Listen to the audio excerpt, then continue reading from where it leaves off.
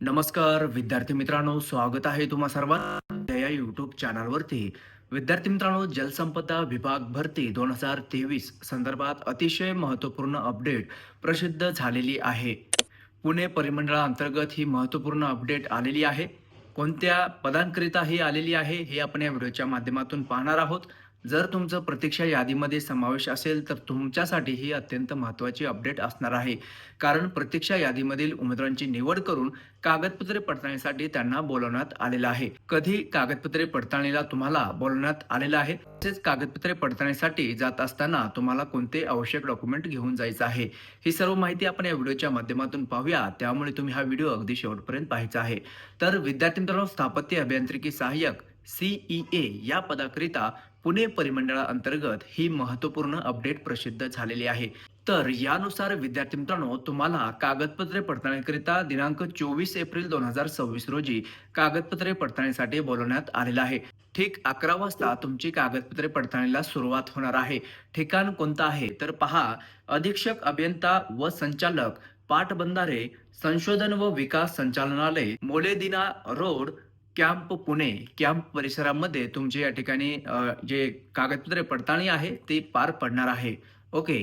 आता कागदपत्रे पडताळणीला जात असताना तुम्हाला कोणते अत्यावश्यक डॉक्युमेंट घेऊन जावं लागणार आहे. अर्थात तुमचे जे काही ओरिजिनल डॉक्युमेंट असतील, गुणपत्रिका असतील, त्या सर्व गुणपत्रिकांची तुम्हाला झेरॉक्स प्रती सेल्फ अटेस्टेड करून कॅरी आउट करायचं आहे. तसेच तुमचे कास्ट सर्टिफिकेट असेल, कास्ट व्हॅलिडिटी सर्टिफिकेट असेल, नॅशनॅलिटी असेल, NCL असेल, जे काही सामाजिक समांतर आरक्षण आहे, त्या आरक्षणानुसार जे काही तुमच्याकडे डॉक्युमेंट असतील, अर्थात जर तुम्ही प्रकल्पग्रस्त असाल, भूकंपग्रस्त असाल किंवा कर्मचारी उमेदवार असाल, माजी सैनिक असाल, तर या बाबी रिलेटेड तुमच्याकडे ऑथेंटिक डॉक्युमेंट असणे आवश्यक असणार आहे.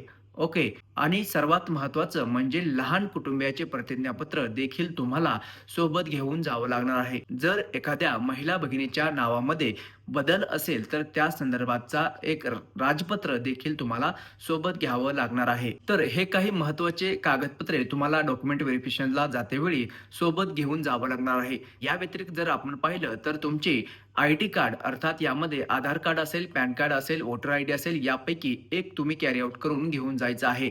तसेच 2 कलर पासपोर्ट साइज फोटो देखील तुम्हाला सोबत ठेवायचा आहे.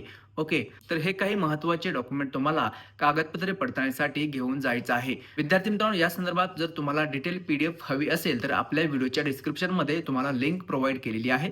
त्या लिंकवरती क्लिक करून तुम्ही हे PDF डाउनलोड करून घ्यायचं आहे आणि त्या लिस्टमध्ये तुमच्या नावाचा समावेश आहे का, तुम्हाला चेक करायचं आहे.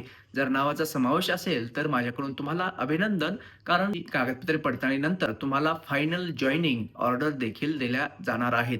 ओके. तेव्हा भेटूयात पुढील अपडेट घेऊन नवीन व्हिडिओच्या माध्यमातून. तूर्तास धन्यवाद.